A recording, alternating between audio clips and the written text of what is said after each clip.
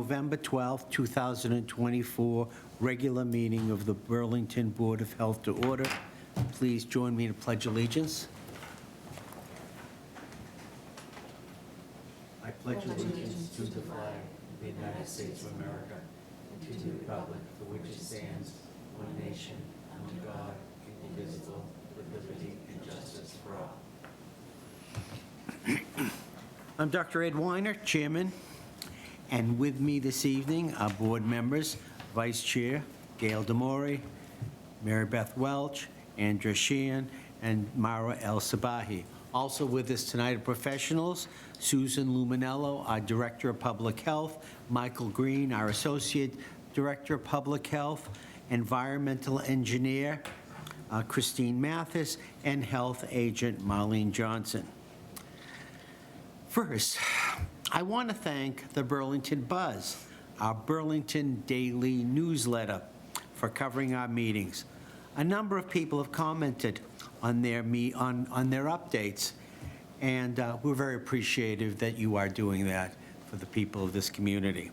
And as always, please know we're live on and taped by BCAT and available for appropriate comments and questions through this video technology. And as always, thank you to BCAT for what you do for this community, keeping us all aware and so well informed.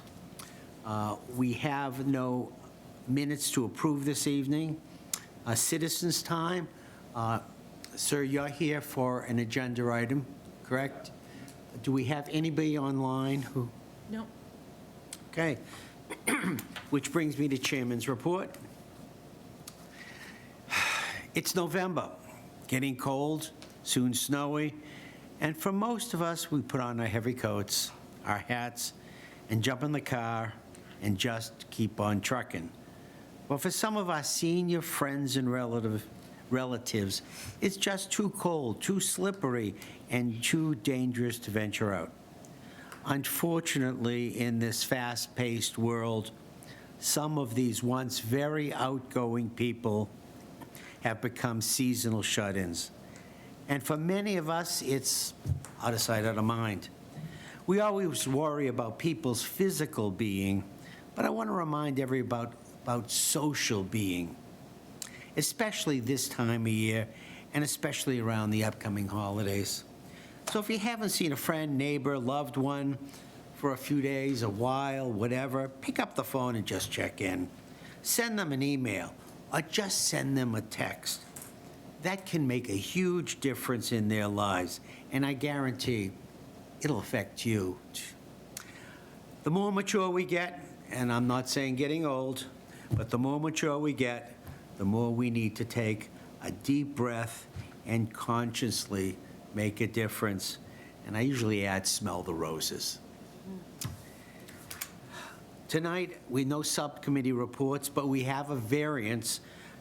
I guess it's J7 Adventureland, 75 Middlesex Turnpike, an external grease interceptor. And presenting this evening will be our health agent, Marlene Johnson.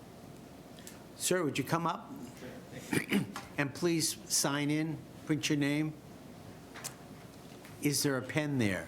No.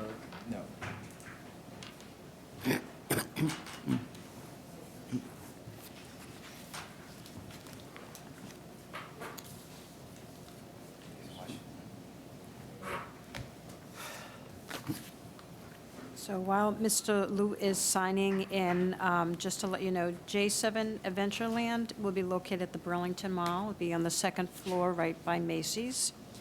It is a children's game and play store. And he's also going to offer some menu items for the children and for the parents. The variance request is from Section 2.3, Part A, installation of an external grease interceptor. The application and the menu are both attached. Action by the Board of Health. The board may vote yes to approve the variance from Section 2.3, Part A, and allow the new food service establishment to operate without installing an external grease interceptor with the following condition: the food service establishment operator and the property owner both understand that this variance may be subject to revocation, suspension, or expiration as determined by the Board of Health. A variance under these regulations may be revoked, modified, or suspended only after the food establishment has been notified in writing and given an opportunity to be heard at a regularly scheduled meeting of the Board of Health. Reasons for revocation, modification, or suspension of a variance include, but are not limited to, a determination that the food service establishment is discharging grease in quantities sufficient to cause sanitary sewer line blockages or increased maintenance of sewer lines. Or the board may vote no, not to approve the variance.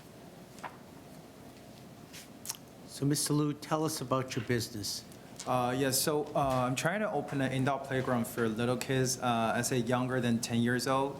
So the majority of the room is going to be a play structure where it's going to be a big ball pit. On top of it, there'll be some slides, some obstacles for kids to play inside. And on the other side of the store is going to be a line of arcade games. It'll be mainly for younger kids, no violent or no flashing, just a friendly game for the small kids. And inside of it, there will be two birthday party rooms.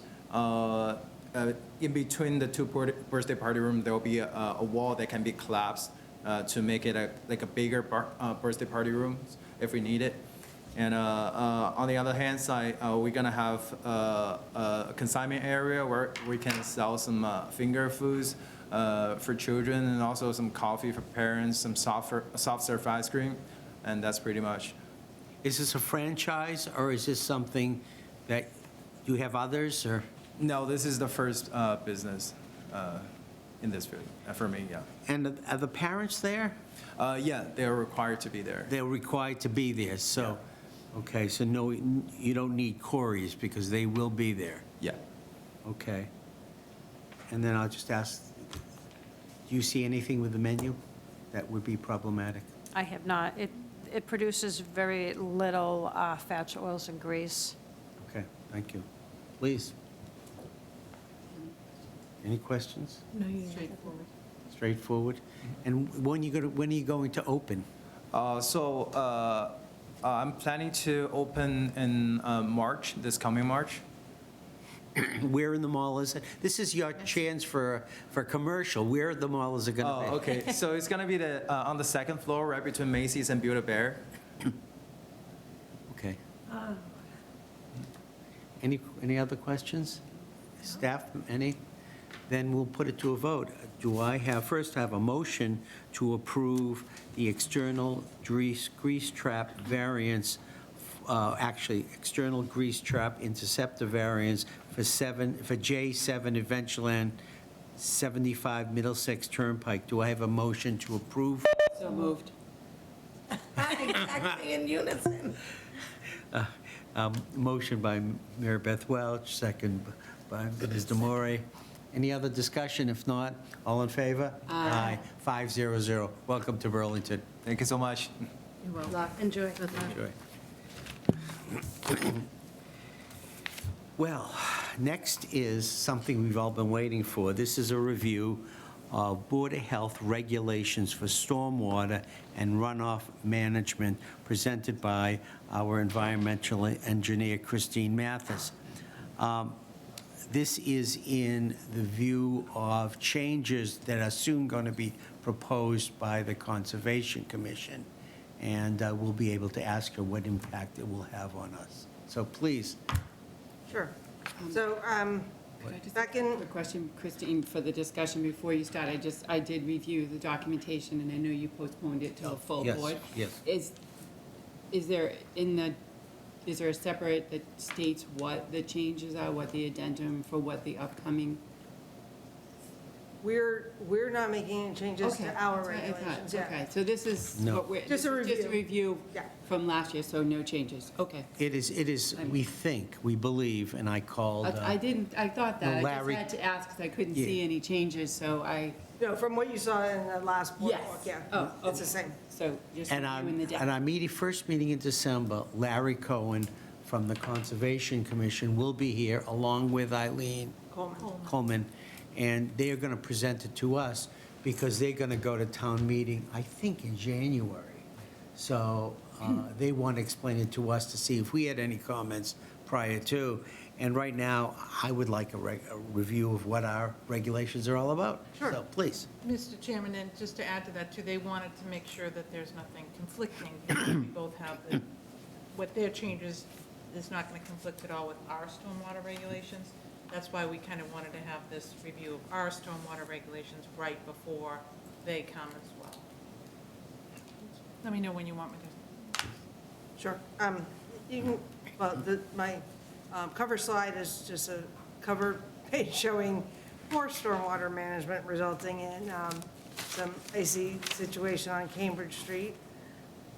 So if you can go to the first slide, Susan, please.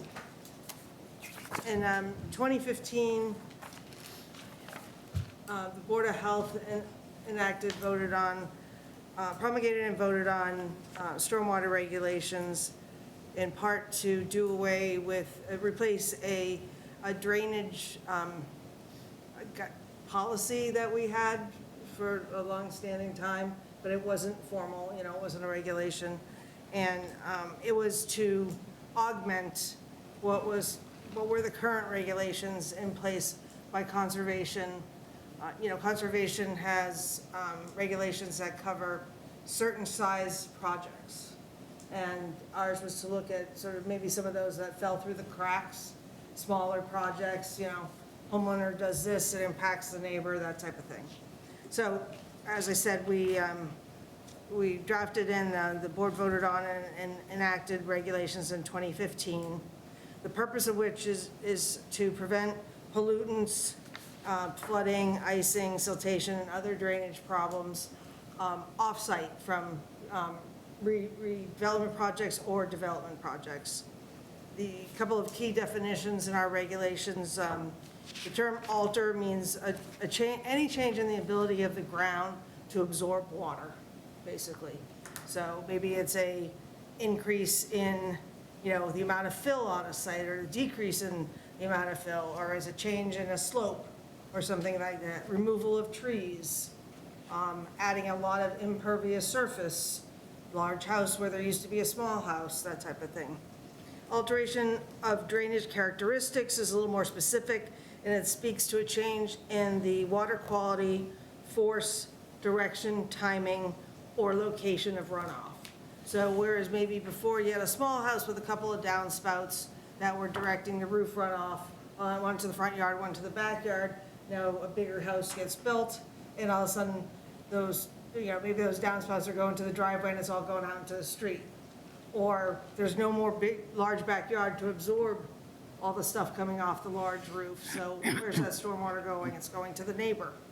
So, and then another one to think about is land disturbance. So that gets at any change in the position of soil or structures, or, think like maybe putting up a retaining wall, changing or widening a driveway or the slope of a driveway, creating a large hill in your backyard or slope that forces runoff onto a neighboring property.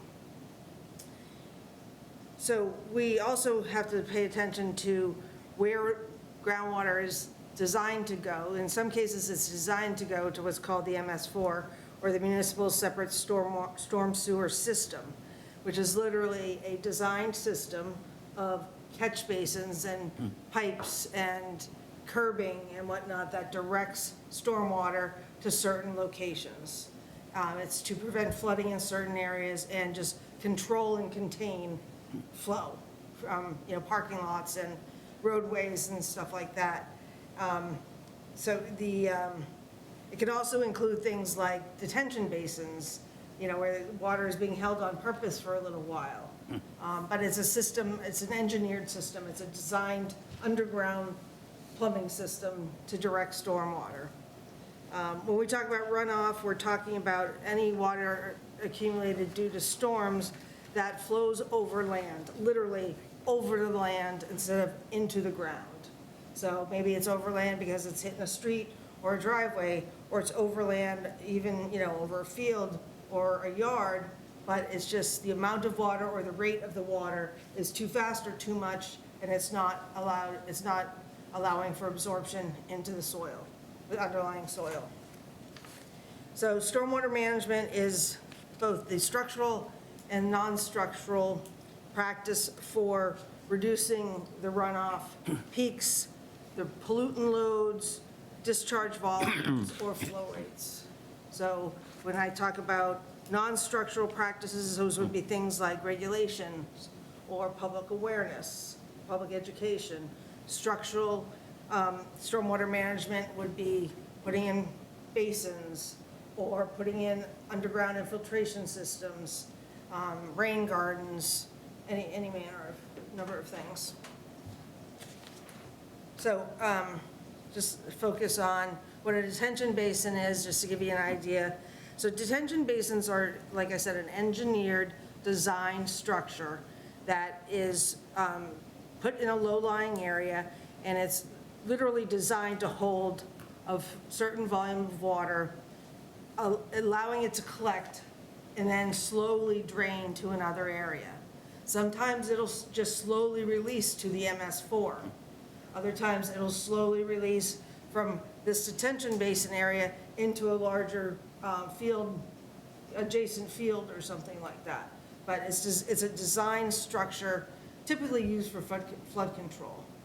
And you'll see them, let me think of a good one to think of. If you ever go down, there's a bunch over by the mall that, like if you look at sunken areas over offside the parking lot, there's detention basins over there.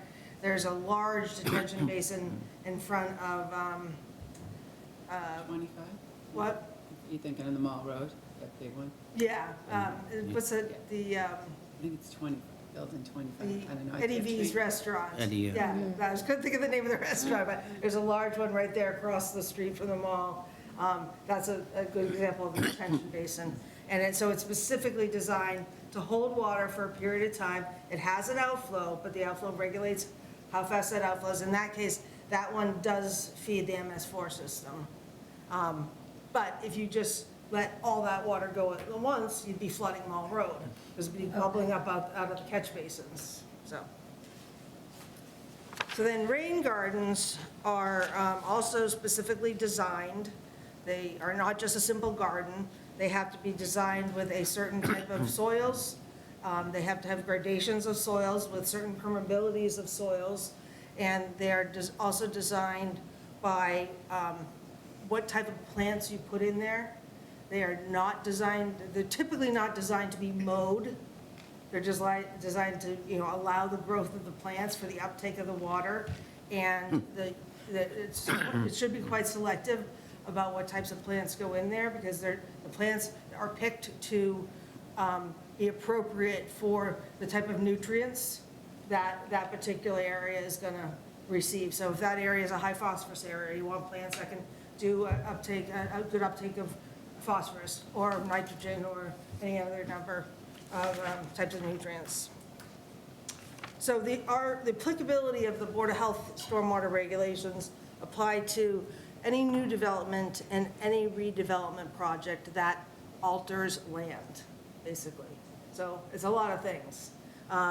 It's any land disturbance that can create an accumulation of stagnant water, flooding, or other drainage problem. That's sort of the catch-all one, but it also applies to any project that's going to go for special permit, site plan, or subdivision plan approval before the planning board.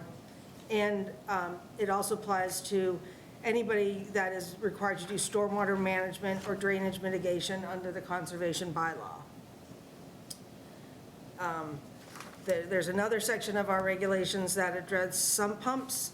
And basically it says that sump pump water has to be infiltrated on the property of generation. So you can't simply put your hose from your sump pump down your driveway into the street. It needs to go into your soil on your land and be absorbed. The only other option is if you can tie it into the MS4 system, you are allowed to do so, but only via underground piping and with DPW engineering approval. So you can't take your hose from your sump pump and put it into the store, the catch basin in front of your house. And you can't put your hose right up against the top of the catch basin either, so. Anyway, so they're designed, the requirement is that you put it, the outfall has to be on your property in a location that is most advantageous for the absorption of that water on your own land. So again, you can't put it on the, property line between you and your neighbor, on a downslope,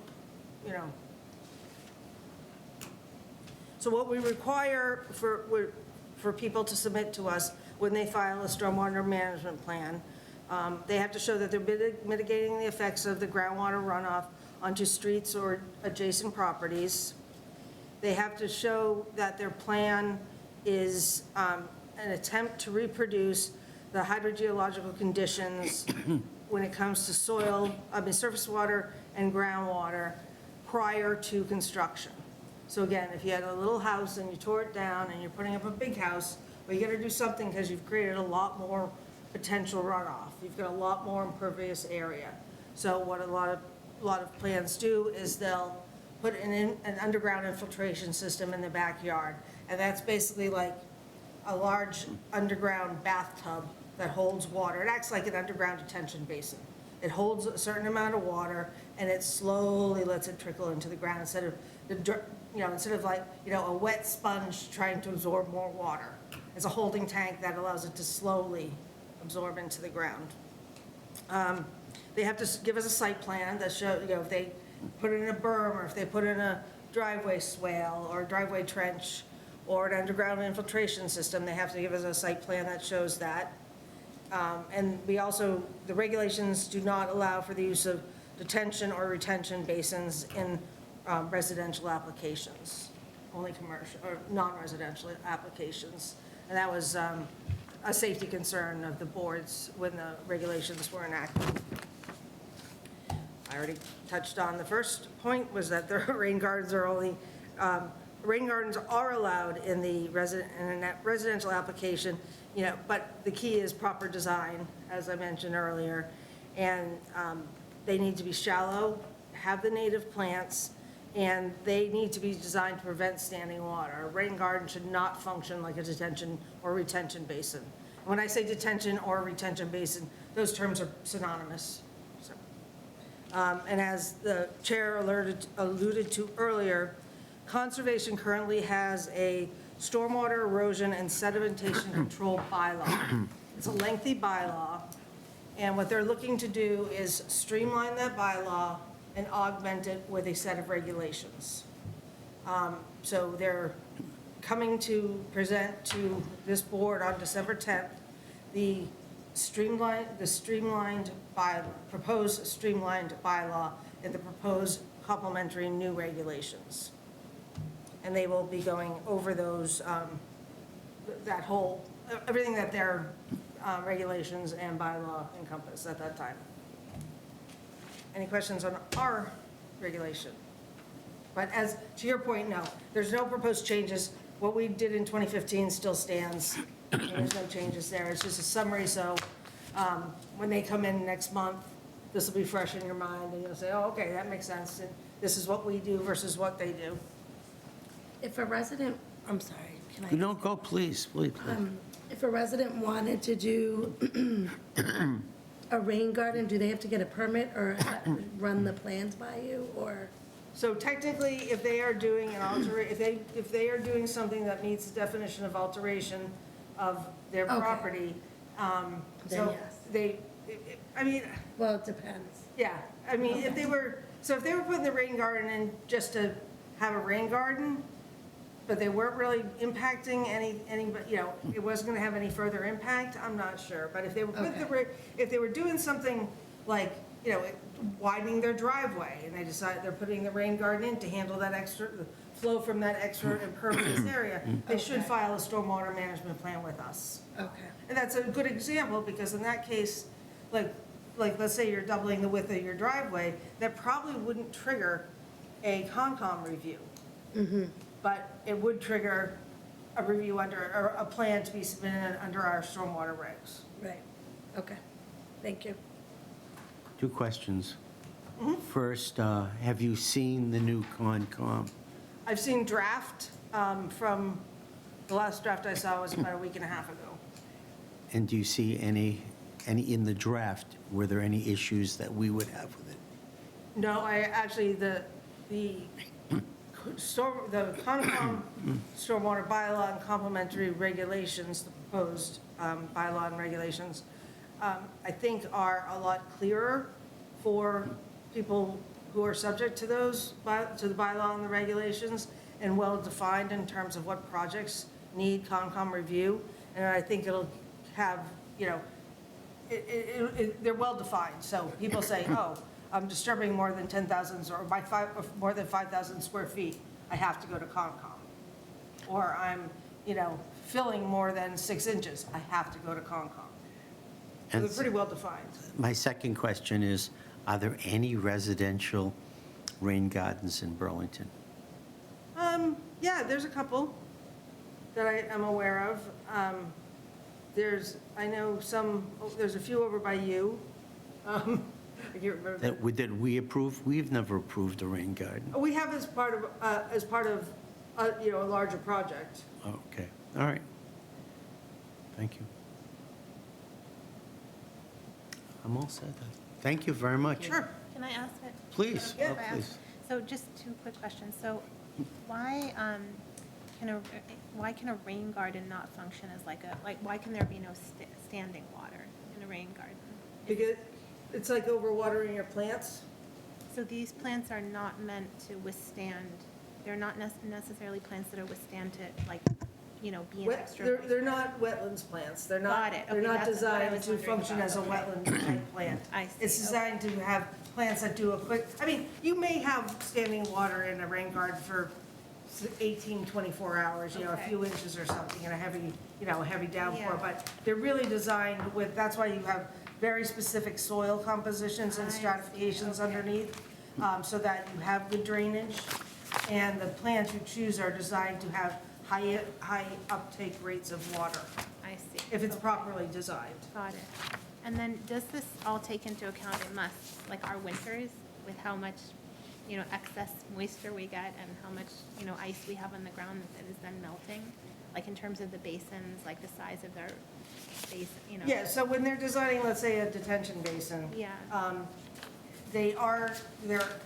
do believe that, and I have to look at the stormwater management handbook, you may recall, that I believe that the design criteria for like a detention basin includes like springtime and winter thaws, if I'm not mistaken, but I'd have to go back For and like look. overflow possibility or something? Oh, yeah, they right? always have, Okay. Oh, okay.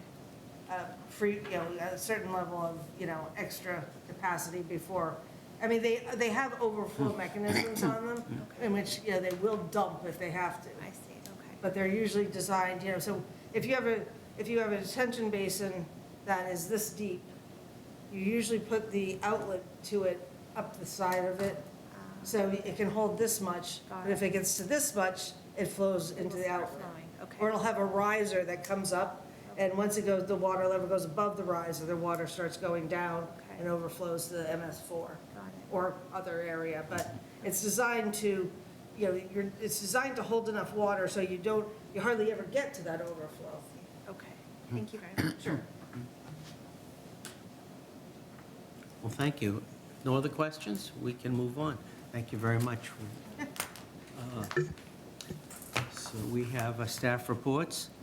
The health agents report will go first, and that will include the associate health inspector's report from Samantha Hardy. So if it's okay with you, Ms. Johnson, we'll start with the associate health inspector. Is there anything from her report? I have nothing. Okay, we go on to your report, please. Okay. Is there anything you'd like to highlight? I would, actually. I applied for calendar year 2025 grants. That's through FGA and the National Environmental Health Association. So the 2 grants, there's a base grant, and we were eligible for $10,000. So we haven't heard back yet, but I don't see them denying that, but $10,000. And then the other grant is a mentor grant. So I'm going to be a mentor to at least two jurisdictions. They match us, so it could be anybody in the country. And that is $15,000. That includes an end-of-the-year meeting, and Samantha will be helping me with the mentorship. We meet with the mentors. They come up for a visit here, and then we all get together at the end of the year, usually Washington, D.C., when we participated before we went to Denver, Colorado. So that's great because everybody gets together and everybody shows what projects that they worked on. And for 2025, we're going to be working on Standard 9, which is a risk factor study. And we were able to use the shared services epidemiologist, and she's fantastic. She knows how to put these types of reports together and make graphs and things like that. So she is in the very beginning stages. What the risk factor study is that you look at all of the inspection reports for the restaurants, and you see what violations have come up the most. After the study, you might find, for example, maybe hand washing. Maybe that was the most common violation within Burlington's inspection reports. So with that information, then we talk about doing an intervention. So education, most likely, and how we would go about doing that. So I will definitely let you know the results, and you will see the report when that is done. That needs to be done by the end of 2005 with our grant, but I anticipate we should know the results hopefully by March of 2025. I have a question on the. Sure, please. The mentoring program, is that, are you mentoring, resources that are in your field, or is this college mentoring? So these are actual health departments. They are also working on the standards. Yep. So we've met several standards. So my aim is to help them with the standards that we've already met, to help them meet those standards. So hopefully some new people that have signed up for the standards. Interesting, thank you. You're so much. welcome. Anybody else? I have two questions. First, congratulations on the mentoring program again. I've already congratulated you earlier. There was keeping of animals, 1 Jackson Road. You had an order for somebody to come this evening, and I don't see them. Because they are in compliance. They what? They're in compliance. Oh, they weren't? They're now in compliance. So it's very interesting when you send out an order letter, Okay. how quickly somebody picks up the phone and calls you and does what they're supposed to do. So they've had their inspection, so that's why they were not here tonight. Thank you very much. You're welcome.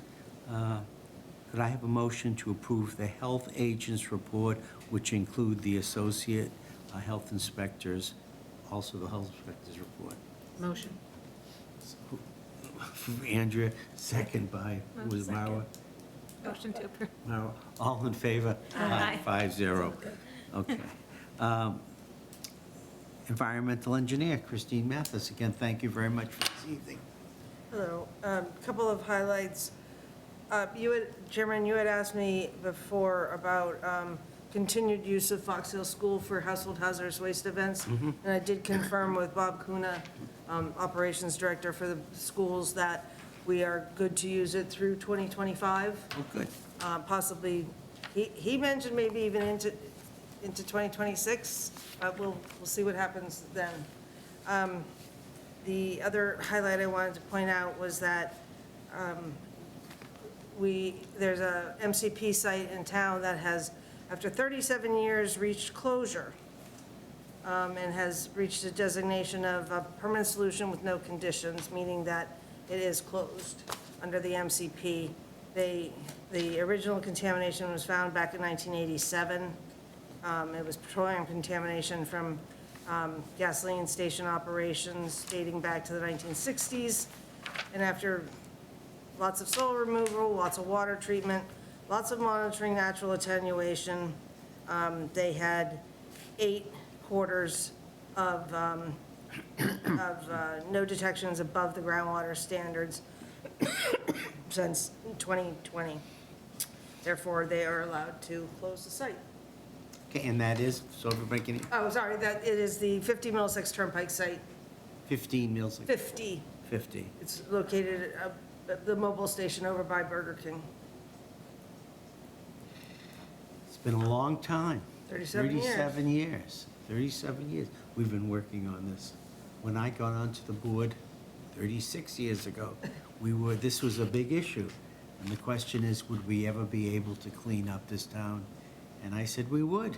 I didn't expect to be here. But we did. And so thank you. Yep. One other, anybody else, please? I have one other. You, a number of times a year, you put a report together from all the remediations left, the major ones. And I got to tell you, I really much appreciate it. I know the board does too. It really gives us an update of what's going on, and some of these are just as old. And I think, I'm not sure they'll ever be cleaned up in my lifetime, but they're getting there. Yeah. So thank you very much for doing this. Sure, thank you. Do I have a motion to approve? So moved. Second. Second, I have a motion to approve the environmental engineers report. All in favor? Aye. Okay, which brings us to the Associate Director of Public Health, Mr. Green. Anything you'd like to highlight? Yes, absolutely, Mr. Chairman. Just wanted to thank Mary O'Connor, one of our BVRC volunteers. She went with me to the Presbyterian Church a couple Wednesdays ago, and we did a short presentation on the BVRC. Let folks there know a bit of a recruiting effort, if you will, kind of what the BVRC does, and answered some of their questions. That was a lot of fun. We also have the Q2 quarterly meeting coming up on December 4th. We got James Norris with Handy Capable Fitness giving a presentation on being helpful to folks with disabilities. And after that, we've got our annual appreciation dinner, December 12th. And we have a comedian and the Burlington High School Chorus. December 12th is that a Tuesday evening? Oh, sorry, December 11th, my bad, December Thank 11th. you. That's a Wednesday evening, 5 to 7.